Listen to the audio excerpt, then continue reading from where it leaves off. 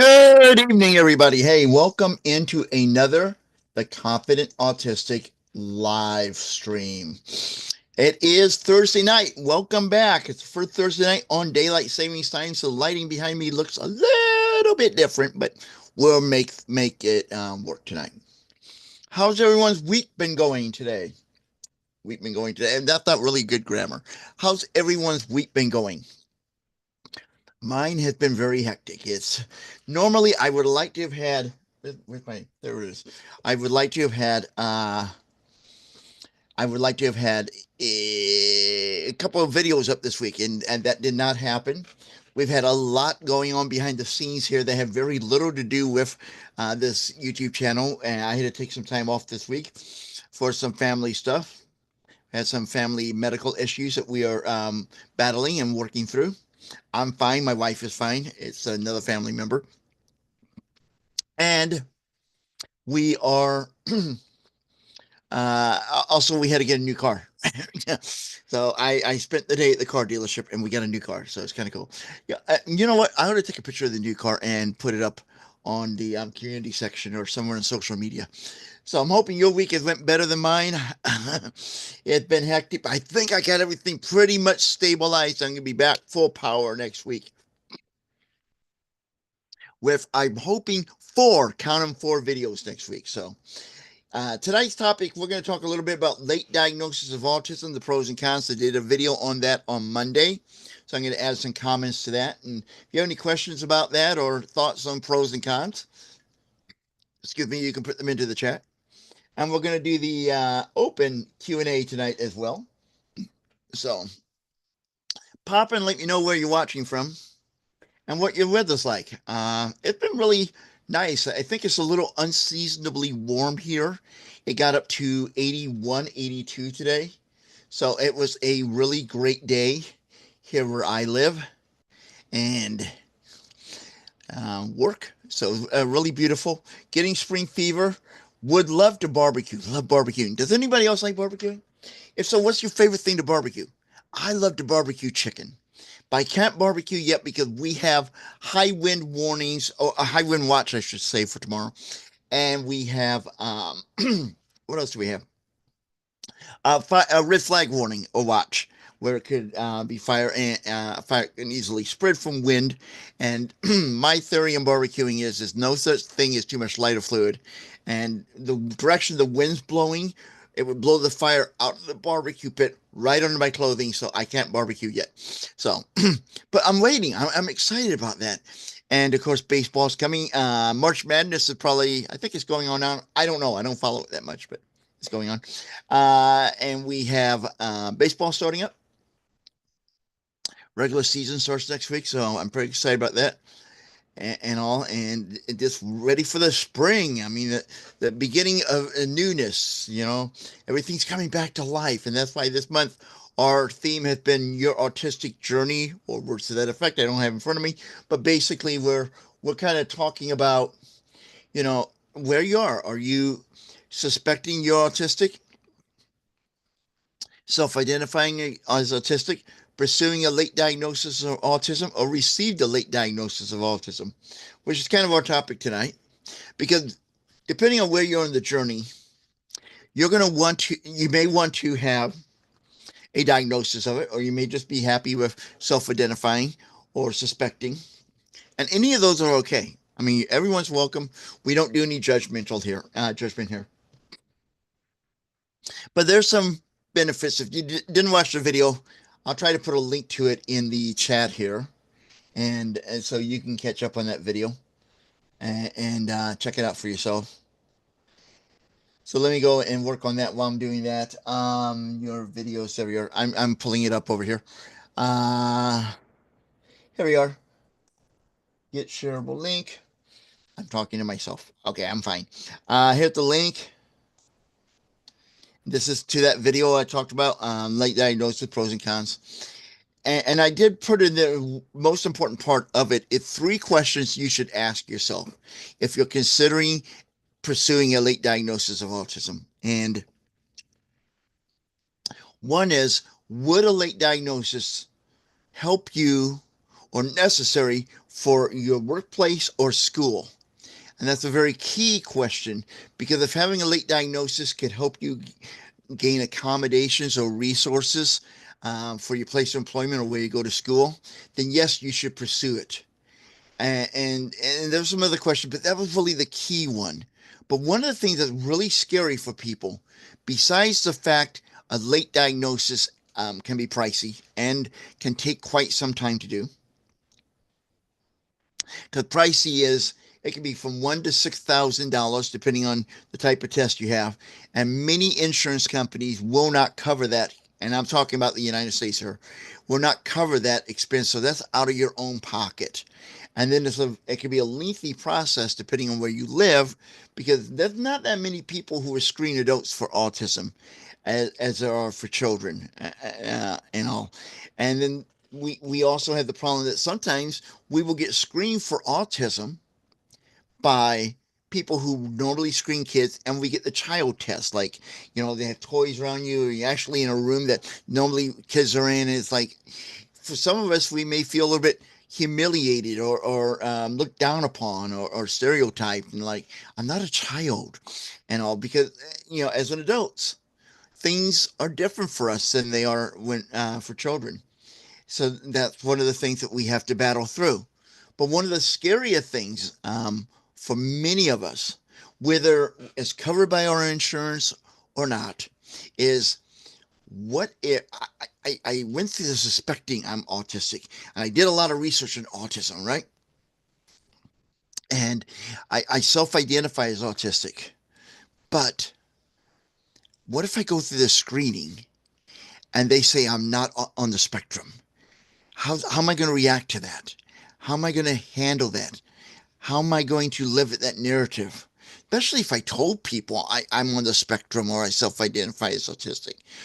I know for me, that was one of my big concerns. And I was a little bit concerned about, saying to people, I self identify as autistic, because I would hate to go back and say, you know what? I was wrong. And that can sometimes be embarrassing.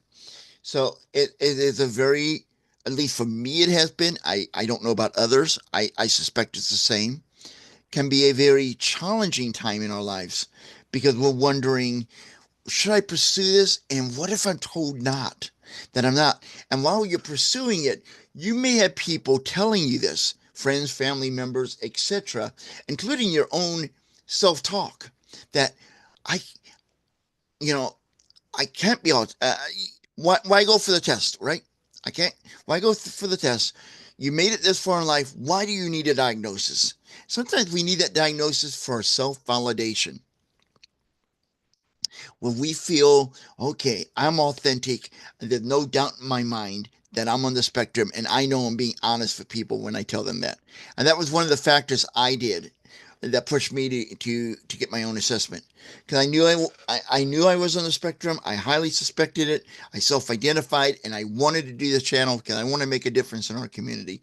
But I wanted to be able to look at, well, not actually because I'm looking at a camera, but maybe figuratively speaking, look at you in the eye and say, I am an autistic adult, late diagnosed, and know that was a genuine, authentic statement that I could back up with a piece of paper, because that was important to me, because integrity is very important to me.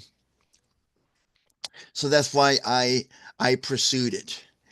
And then, of course, you have people who tell you when you're going through this process, and maybe even yourself, I can't be autistic, or you can't be autistic. You don't look autistic to me, or whatever. You don't have the traits of being autistic. Or I know somebody is autistic, you're not like them.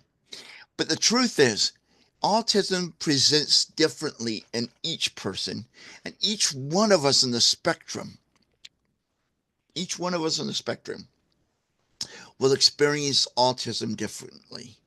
I have a great nephew, and he is a great kid, but I mean, he is a great nephew because he is my nephew's son. So he's a great nephew. And he is 6 years old, and he's on the spectrum. Now, one of the things you often hear about autism is that autistic people don't like making eye contact. I'm one of them. I don't like eye contact. It makes me really uncomfortable. I was at the car dealership, and the guy that was working with us to, help us buy the car, etc., started making eye contact with me, and I kind of looked away because it bothered me a little bit. Now, my great nephew, he's 6 years old. He insists on eye contact when you talk to him. And if you're not making eye contact with him, he will repeat himself until you make eye contact with him. And even though he's on the spectrum, that, for one of a better word, stereotype that autistic people do not like eye contact. He needs that eye contact to feel connected with you. Now, he's young. I've not told him I'm on the spectrum at this point and that I'm also autistic. But so I do try to make eye contact with him, uh, to meet him at his level because he's 6 years old and I'm not. Yeah. Take six and multiply it several times and you'll get my age. I won't say how many at this moment. And so each of us experience autism differently. And don't let someone tell you you can't be autistic because of blah, blah, blah, blah, blah. Maybe you are, maybe you're not. You're not going to know for sure if you want to pursue an autism diagnosis until you go through that process. And it can be a challenging time, a time of self doubt, imposter syndrome. And these are all real concerns about, about autism assessment. As I mentioned in the video, there's a pro that one of the pros of seeking a diagnosis is it can open up doors to resources for you as an autistic adult. But yet, there's also a con in the same area. It can open up doors, but there are more resources available for children with autism than there are adults. And that's something I would like to see changed. And that's one thing I like to do within what I do in this channel and through my business, hashtag define yourself, is help connect you, an autistic adult, with the resources that you need to find to live confidently autistic. And that's very important to me because there's so much out there for children, and that's great because children are our future. They really need the support. But we as adults, we also need that support, and many of us get that through autism. Online groups, etc., for adults, autism online communities for adults, etc., and fine. But I like to see more resources. I like to help connect you to that. So we're going to dive a little bit more deeper into this. I see a comment in the chat section, so I'm going to pop off the screen for a moment, check that out, and be right back and share that comment and address anything that's in it. So just stand by with me for a second. Uh, I heard a lot about adult diagnosis benefits in the British media system. Not sure if there's much benefit to a level one autism diagnosis in the US. I kind of agree. I'm on level one as well. There's sometimes I think I may be level no, and every once in a while I just get kind of in a mood and it's like maybe he's level two, but no, I'm level one. And yeah, I don't know how much there is as far as support here in the United States for level one. I would love to find out more and trying to find connections and stuff like that, both online and offline. I prefer online. I talked about this in other videos. I'm very reclusive. I don't like being out in public that much. In fact, we were at my wife's doctor's appointment this morning, and somebody walked up to me who knew me. I used to volunteer at the hospital in the intensive care unit. And one of the pastoral care staff was in that building and he recognized me and he started talking to me. Now, he does not know I'm on the spectrum. And he wouldn't do small talk. And it's like, I really am uncomfortable. And when the nurse called my wife's name to go back to see the doctor, I thought, yes, I, yes, I can get out of this small talk because I don't like small talk. I'm very uncomfortable in person. I'm better online and so I would love to find resources for level one. I know there's online groups that are mainly full of autistic adults who help one another and support one another. Formal things I've not found any yet, but I'm still looking and trying to look. So that's something I like to put together and make those kind of resources available online in one way or another. So yeah, I know that I mainly focus in the United States because that happens to be where I live, for better or worse, depending on what our world image is now. So anyway, the yeah, I would love to see more of that. We have another comment coming in, so I'm going to take a look at that and be right back with you. Let's see. I started seeking help when I started shutting down and losing my ability to speak up at up to 3 times a day. It came after a long period of stress. Prior to that, I would have episodes of burnout. I hear what you're saying. That's a good starting point. That's a good indication that you may want to start, doing some research and finding out, or at least in this, suspect your autistic stage of life and working towards self-identifying. I shared this story last week because somebody asked me, and I'm going to just briefly mention it again.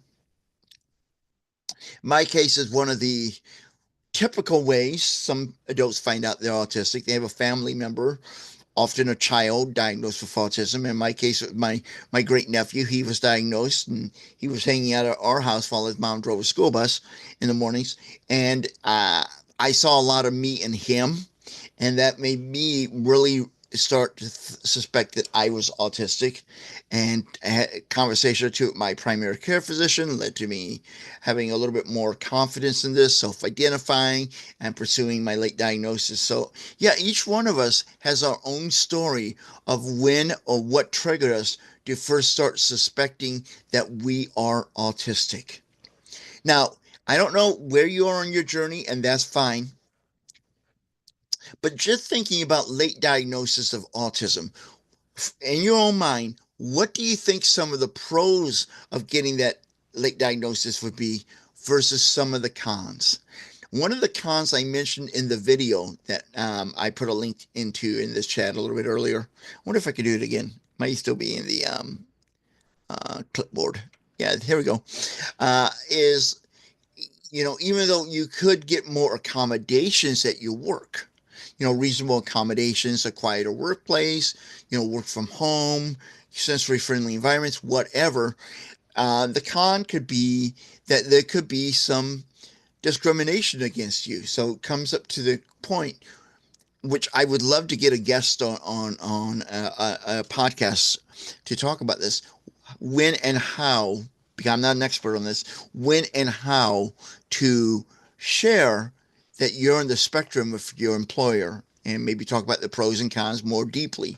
But that's one thing that can happen, especially if your management or others do not fully understand autism. Okay, that's why we have April Autism Acceptance Month, because people aware of the name autism, but we need to get them to accept it and understand it's not the stereotypes that everyone thinks it is. Because each one of us, I know I'm repeating myself, but it's important. Each one of us experiences autism differently. And that is something that's very important for all of us to do. And we can experience some discrimination. And then there could be the bureaucracy that you have to go through to get the accommodations. And one thing that I found really interesting when I did the research for these pros and cons, and it's not an extensive, thorough list in the video by any means. That's why if you have a pro or a con that you either suspect or actually have experienced by pursuing and receiving a late diagnosis of autism, please share it in the chat. But one of the things that was kind of surprising to me, and I think it's both a pro and a con, and I talked about it in the video, it could cause you, receiving that late diagnosis of autism could cause you to reflect upon your career choice.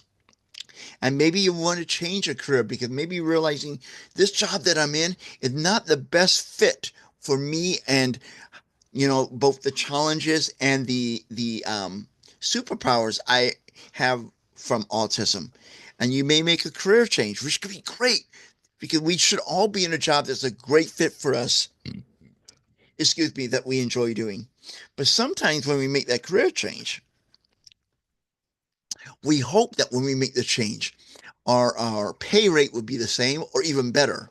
But sometimes when we do a career change, we take a cut in pay, and you may have to weigh, Can I financially afford that? And of course, the benefit of your own mental health, having being in a job that you really enjoy doing that works well with your disability, not just well, it is a disability, with your autism and accommodates you, and you can use some of the gifts that you have as an autistic adult. Like paying, attention to detail, whatever, in a field that you really enjoy being in, and around people that respect you and appreciate what you can do, because that's one thing that I think many of us may struggle with is feeling accepted. We all want to have that. Everyone does. It's like hardwired into us. And that's one thing I think many people on the spectrum struggle with is wanting to be accepted. And I know it's one thing I've struggled with in my life, but I've also gotten to a point in my age that I don't really care anymore. If you like me the way I am, fine. If not, there's other people on the planet. There's 8 billion people on the planet. I got it. I know there's at least one person that loves me for who I am and all my unique quirks and idiosyncrasies. And I was very fortunate to meet her and to be married to her. She's been in my life for 25 years. We've been married going on 22 years this June. So all it takes is one very special person in my life, and it makes my life feel complete and all. And I so struggle at times wanting to feel accepted and wanting to be viewed. And get along with holistics, but to me, socializing and small talk is very challenging. And if it is for you, I'd love to know if it is challenging or not. And friendships and relationships are very challenging to me. So if you're also in that boat, shout it out. Let me know so I don't feel alone in the world. I don't like that lonely feeling. So that's pretty much what I have about late diagnosis of autism. I don't have off the top of my mind any um, other pros and cons that I would like to share. My experience of doing this, in case you're wondering, as we wait for any comments to come in, or you can put any questions you have about adult autism or confidence, and we'll open that up in a moment, is like I said, I suspected it because of my great nephew and doing some research to know how to support him when he was here. Talked to my primary care physician, and I told her about my sensitivity to noise, and she said, "Oh, that's not uncommon for somebody on the spectrum." And I went, "Well, I did not even bring up the topic of autism." She just said that to me, and then I visited her again and made sure I heard her correctly. And she said, "You really ought to go and talk to somebody and find out how your mind works." So that's when I pursued it. Found a counselor who, wonderful counselor, wonderful. I won't say his name because I like to keep that part of my life private. But anyway, he did the legwork and found me somebody in town that would assess me for late diagnosis of autism, that would take my insurance. And so I was very fortunate in that. And I got my assessment and I got it. Let's see, I started that process with my counselor in February and got it in June, which is unusual because I've heard of people who could take 2, 3, 4, 5 years, maybe not five, but 2 to 3 years just to get an appointment to get assessed and all of the stuff that go through with that. So I feel very fortunate and feel very blessed about that. But that's kind of my journey, and it was a little bit nerve wracking because I kept thinking, what if he says no, you're not autistic? And I told my wife, and I told telling people, and like I don't want to be a poser or imposter, but I was pretty confident that I was on the spectrum because I did a lot of research on it and all. And when you start going through the process of suspecting you're autistic or self-identifying, you go back in your life. You review your life, you see your life through a new lens, and that new lens is you look back at everything that's happened in your life, everything you did, everything that you thought was a little weird quirk or abnormal compared to holistics, and you say, oh, maybe that's caused by autism. Maybe maybe I did that because I'm on the spectrum and all. And I went through that. And as I went through that, that gave me more confidence to say that to self-identify and to pursue this diagnosis. And I got to the point of saying I would be more surprised if he said I wasn't autistic than if he said I was. Because if he says I'm autistic, I'm going to say, yeah, I knew that. If he didn't say that. I was going to say, what did I miss? What did I get wrong? So, and that was kind of my experience. I see another comment came in, so I'm going to go check that here. Hold on. Let's see. By knowing myself better, I'm hoping to create a better quality of life.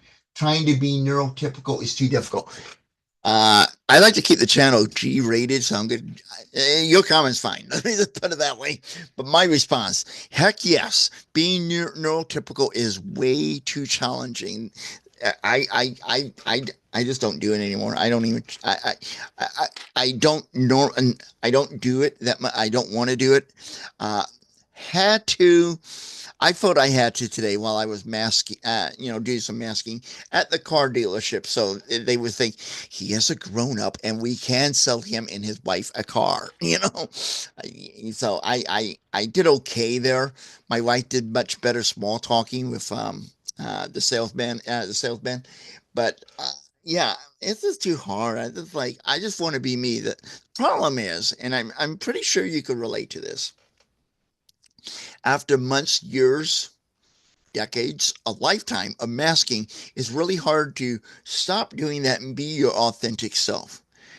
And that's one thing I know am challenged with. I know some of my autistic traits, like I do use my needle ball because that helps with it gives me something to do a little stimming with. And I often find myself tapping my right foot in the floor, especially when I'm feeling more anxiety. I would do that. And I'm feeling less and less embarrassed about that. I wear blue. I don't have them in here. I have blue wireless headphones that I wear pretty much everywhere I go outside the house. In fact, I had them on in the car dealership because if you've been in a car dealership, it's big, it echoes and all. So I do that. I wear them in the stores, cut down noise, because now I don't know if any of you are parents, and if you are, I don't mean this rudely. Okay, it's just because I'm sensitive to noise. Kids crying makes me cringe. It is one of those things that I just cannot stand. It's difficult for me and all. And apparently, when you're in a store and somebody has their little baby in the cart near you, and that baby is crying, giving them dirty looks or saying something about their noisy kid, like, why don't you stick a pacifier in his mouth or duct tape it shut, is inappropriate. So it's not that I don't like children. We don't have any. We never had any kids. But it's just the noise that they make. It's like, oh, fingernails on a chalkboard to me.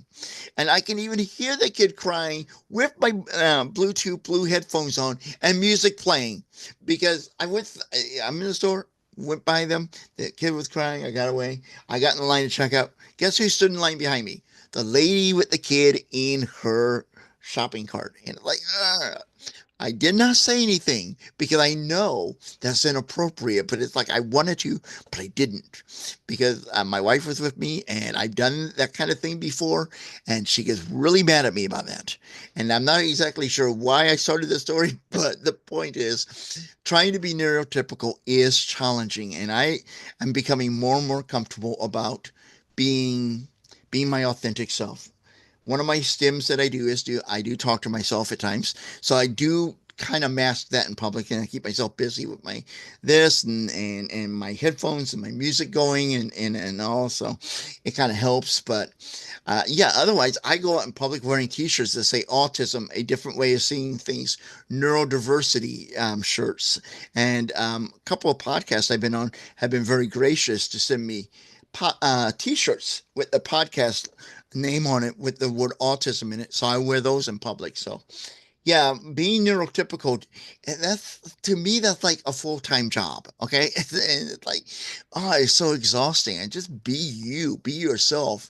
Now, obviously, when we're being ourselves as autistic adults, you know, we need to be authentic, but we also need to follow society's laws, not norms. I'm not saying norms, but laws.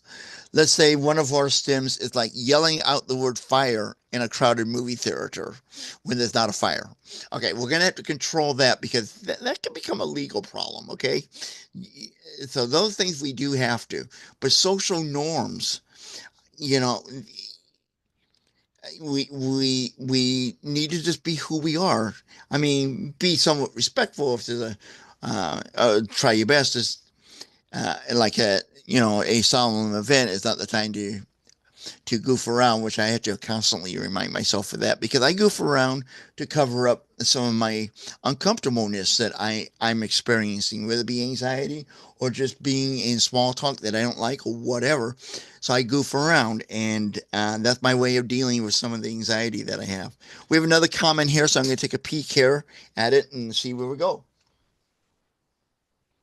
I know neurotypicals use small talk to answer each other's to assess each other's social status. I try to do it to make them comfortable.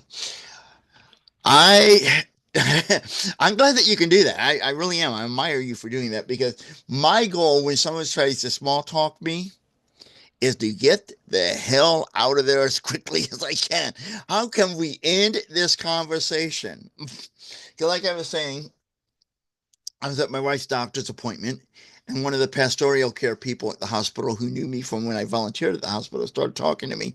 My wife and I talked about it later, and we reflected upon this T-shirt I have that reads, "You read my shirt. That's enough social interaction for one day."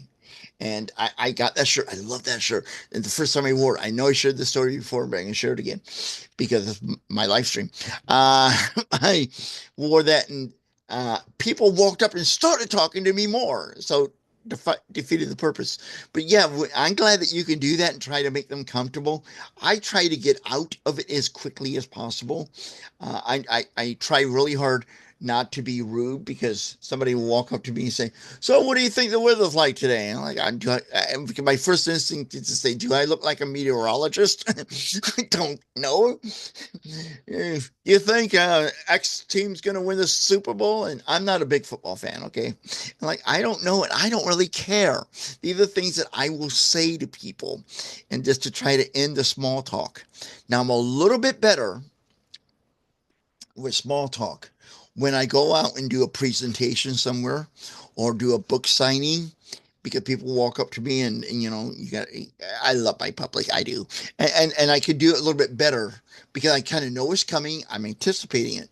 But if I'm like in the middle of shopping at a store and somebody walks up to me and they know me and start talking to me, it makes me very uncomfortable because I did not expect it. It's really hard on me. And I don't remember names. I am horrible with names, okay? And two, I'm also visually impaired. So when the pastoral care person walked up to me and started talking to me, I've not seen him in a couple of years. He looked familiar and he started talking to me and he had a badge on for the hospital. I thought, well, he's safe. I should be nice to him. He's not a total stranger. He must know me from somewhere. He looked familiar. I can't read the name badge to tell me what his name is. It's like so it's really hard for me and all. So I try to escape from small talk as quickly as I can. And when I'm with my wife, she knows I don't like small talk. So she really carries the small talk with somebody for me because she knows I just want to get out of there. And if she does that and not let me talk that much, she carries the conversation more. It's less likely I'm going to tell somebody where they can go and try to get out of the small talk sooner rather than later. So yeah, I'm very glad that you can do that. I wish I could. Well, no, let me rephrase on. Let me be honest with you. I'm glad that I can't. I'm glad that you can. I'm glad I'm glad that I can't because I'm comfortable with who I am. I am. Excuse me. I'm not that big on small talk. It makes me very uncomfortable and all. I'm just proud of the fact I don't tell people get the heck away from me. I don't want to talk to you and get real defensive and offend people. And like I mentioned, I'm visually impaired and I don't like small talk. And this is kind of related to this topic, but I want to share this anyway. And I don't recognize people. Okay, I don't, and I don't recognize them, and especially if I meet them outside of my normal environment. Like I was working a job at a college and working in a computer lab. Now, I knew my boss. I saw him all the day in the computer lab where I worked. Well, he lived near my house, and one morning I was on my way to the college, and he pulled up next to me in his car and opened and said, "Hey, do you want to ride?" And he had sunglasses on and a coat on, which I'd never seen him that way before. I didn't recognize the voice, and I yelled at him like, "Get away from me!" Because I'm being protective of myself. And it turned out it was my boss. I was very apologetic at work, and he was cool about it. But yeah, I have had the tendency of telling people where they can go a lot sooner than I should.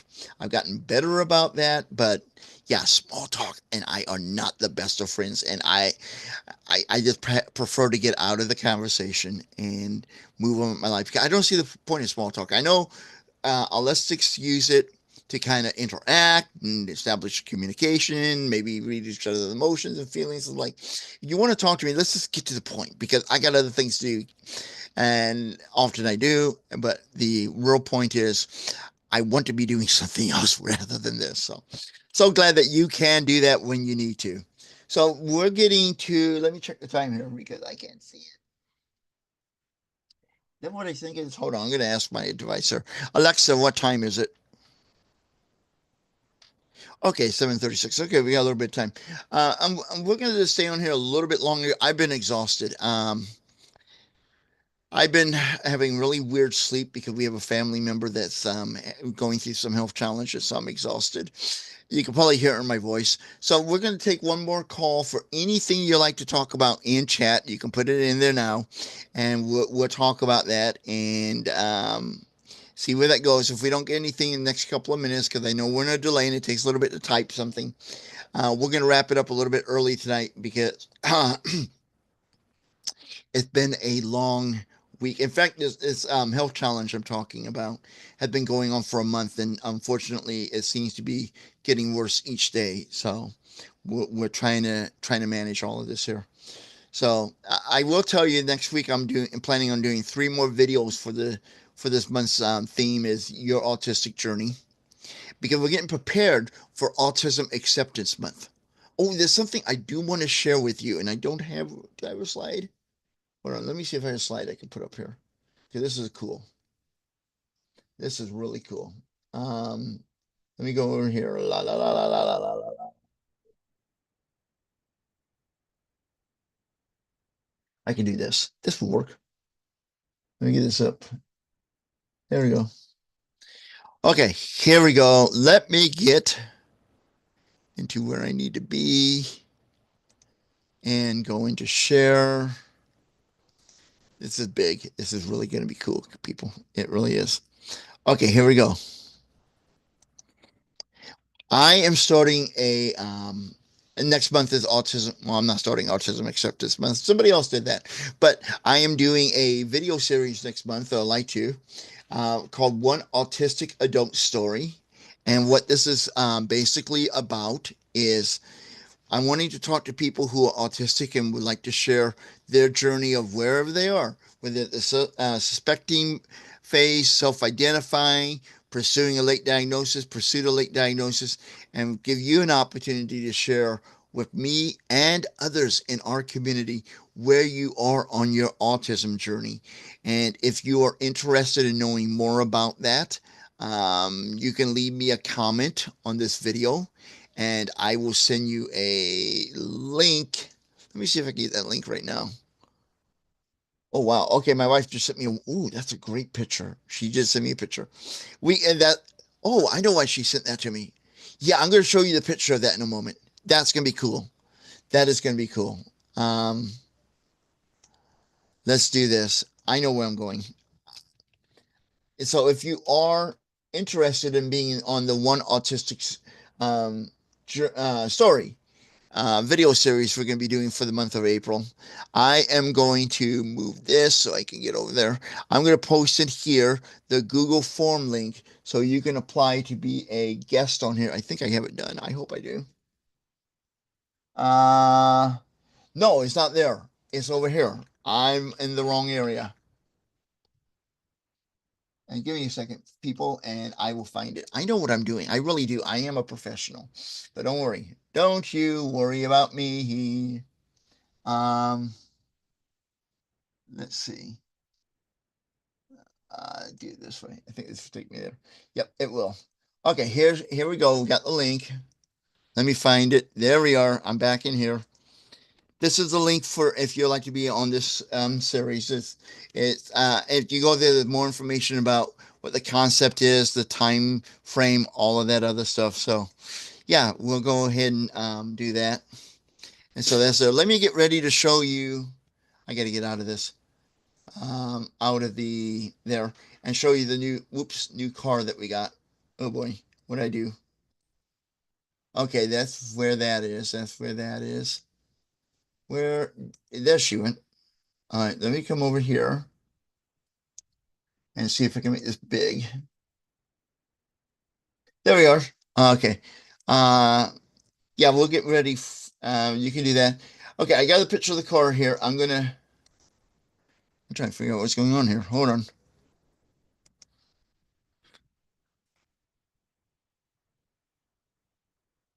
Huh. There we are. Okay, here we go. Okay, there we go. This is our new car that we purchased today. So that is it. It's a 2020 Nissan, no, Honda Civic. Honda Civic. Sorry, I got my words wrong. It's a Honda Civic.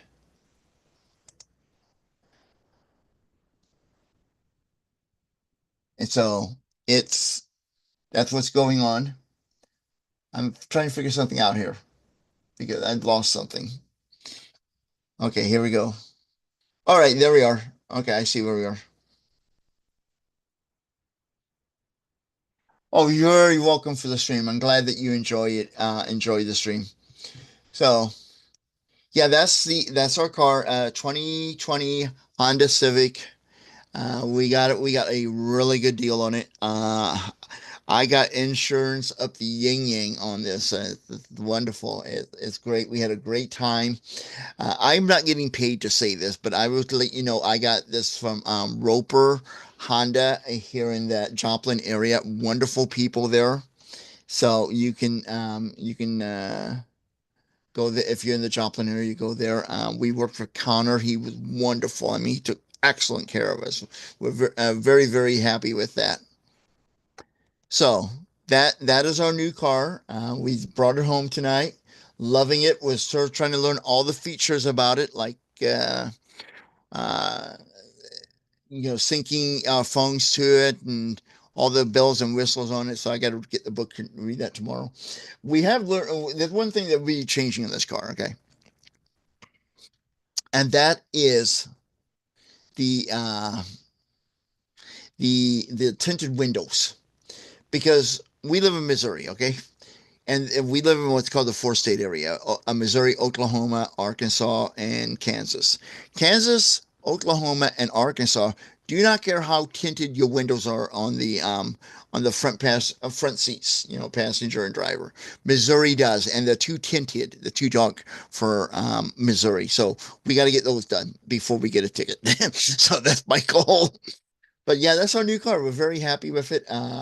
Loving it, learning about it. Uh, Enjoy. It's a great ride. We're extremely happy with that purchase that we made today. And I'm not kidding you. I spent hours. I spent most of the day at the dealership today. And the key thing we learned at the dealership today is this: when you're going to apply for, auto loan, know your social security number because we had a little glitch with that. Well, off by one digit, and we realized it after we did all the paperwork, and then that set off all the fraud flags, and it took us probably about 90 minutes to get the fraud flags off so we could go through and get the loan for the vehicle. So if you're going to buy a car, make sure you know your social. We don't carry our social security cards with us because of the fact, you don't want to lose that and somebody get your number. So and it's hard to remember your number because most of the time when you call in and they want to verify your social security numbers, they just say the last four digits. So anyway, that was our day, and I see another one. Yeah, you're very welcome for the chat. I hope you found something beneficial from it. And while we're on hoping you find something beneficial, I hope you will do something for me. If you're not a subscriber of this channel, please, please subscribe to the channel. Okay. And when you do, do not forget to ring the bell. Now, you can subscribe to the little icon next to the word Zoom, little blue icon. Click on that. That will let you subscribe. And when you subscribe, do not forget to ring the bell or click on the bell to be notified when new videos are published and when we go live on this event on the channel, like this event here. I would appreciate it. Now, if you would like something really cool, because I know you're cool people, uh, I have a free gift for you. And that free gift is a I think it's 28 pages now. Maybe it's not that little. Anyway, it's a PDF called Live Confidently Autistic. And it kind of takes you through the steps you need to start accepting that you're autistic or your autism, which is important to do. We need to do that first and accept and love ourselves for who we are. Then it goes into some starter points for you to start discovering, developing, and growing your confidence as an autistic adult. So it's a free gift. The link to it is in the chat for you to go and get your free copy of that. And when you get your free copy of that, you will be signed up for my newsletter called the Confident Autistic Blast. Now, normally on Tuesdays, and things are goofy right now, but I'm hoping they'll stabilize. Normally on Tuesdays, we send out a newsletter, making sure you not miss anything from the previous week and telling you what's coming up this week. Thursdays, we send out an email, usually reminding you that of the live event that night. And, we have occasional special ones here and there, like the first of the month. I'll send out an email letting you know what the theme is and what you can expect during the month. So get that free gift. It's a 28-page PDF with reflection questions. I think there's 5 chapters in there. Pretty sure. Anyway, and there's a reflection question after it to help you kind of think more and get your juices going and get you to accept your autism and start to develop your self confidence. So yeah, it's a free resource. Just go to my site, theconfidentautistic.com/free, and you can get your copy pretty much instantly. So it will be sent to you in an email. Let's see. You're looking forward to the next video. So am I. I'm looking forward to creating them, and I'm hoping to get some done. Well, I'm going to get some done this weekend. I just got to take care of a little bit of family business tomorrow, but we will have a video up Monday, and we'll have a video up Thursday, and maybe even one Tuesday because I want to get caught up. I missed one this week, so I want to get caught up. Got to get caught up because it's a great month. Oh, let's ask this question. And before we go, one last question. It'd be a fun one. Does anyone have because routines are important to us as autistics. And traditions can help us have a routine, especially on special days, like Monday, St. Patrick's Day. Does anyone have a tradition or routine they do on St. Patrick's Day that can help yourself or others kind of have, self-regulate and make it through a day that's a little bit different than others? Now, a lot of people like to wear green on St. Patrick's Day, and I'm one of those people. I like to wear green. Well, I like wearing blue all the time, but I'll wear green on Monday because I'm afraid of I don't want to be pinched because I'm not really that big on physical contact. But is there anything that you do on St. Patrick's Day that's kind of a tradition that you do that, you know, have a little routine, something that brings you comfort? Hopefully, it's not drinking and driving. And in all seriousness, please do not drink and drive. If you're going to drink on St. Patrick's Day, enjoy it. Get a designated driver, drink at home, whatever. My wife and I are not big drinkers. I don't drink at all, and she does occasionally. And what we normally do is if she's going to drink, we'll go out of town. Not because we're afraid of drinking here at home, but we just do this when we're out of town. We go to a hotel and we go down to the hotel bar. She'll get something to drink, maybe one drink, and then we're not leaving the hotel to the next morning. So we're not, impaired drivers, or she's not an impaired driver. I'd be just a passenger praying that we don't hit anything. So is there anything you do on St. Patrick's Day? That kind of thing. A movie you watch, anything like that? Share here in the chat. Otherwise, we're going to sign off here in a moment. And I do want to thank you for checking out this video. If you're watching this and when it's not live, thank you for watching this and choosing to watch this video. I hope it's beneficial. And like I said, if there's anything that I lost my train of thought. Like I said, that was it. I want to mention that you can get that free resource. Live Confidently Autistic. It's a 28-page PDF, and it has reflection questions. It's a great asset, a great tool, great resource if you're starting your journey, and whether you're at the I'm suspecting of autistic mode stage, I self-identify, or I'm pursuing or received a late diagnosis. It's a great point to start with to start to accept who you are and to discover, develop, and grow your self-confidence. So, with that being said, I am going to wrap this up. Wish you a very wonderful weekend, no matter what you're doing. Uh, I know here tomorrow we have a risk of severe weather, and it's getting into that time of the year for many of us in the country. So, if you're in that area, I hope you're safe from whatever severe weather coming up this weekend or whenever. Be safe during that. Have a safe and wonderful St. Patrick's Day. And I will be back next Thursday night, 7 p.m. Central Time, with another The Confident Autistic Live. So thank you so very much for joining me tonight.